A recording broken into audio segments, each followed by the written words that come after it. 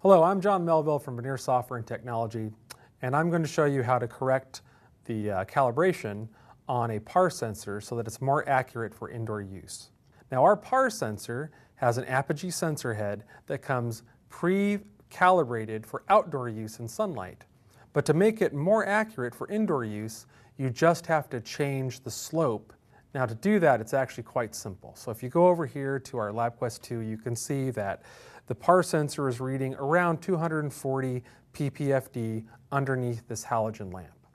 Now, to make it just a little bit more accurate, since this is a halogen lamp, it's not the sun, I would just tap here on the meter screen, select Calibrate, and then go to the Equation tab, which is located right here.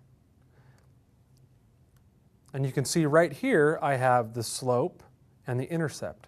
Now, all I want to do is reduce the slope by about 14% or change it to 430.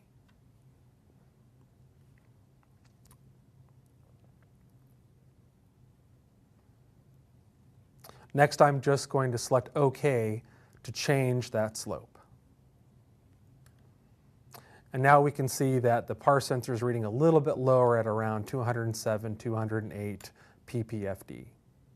Now, if you want to store this calibration on the sensor so that every time you plug it in, it actually comes up pre-calibrated for use on artificial lights, that's quite simple as well. Just tap on the meter screen, go to Calibrate, and then select the Storage tab.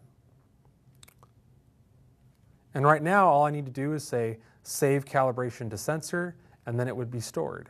Now, what's really nice is if you want to go back and restore it, all you would have to do is select Restore Sensory Factory Default, and then you're using the calibration for outdoor use. So I'm going to save the calibration to sensor and say OK.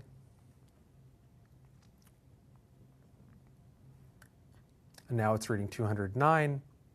And now let's say I come back a day later, I unplug my sensor, plug it back in.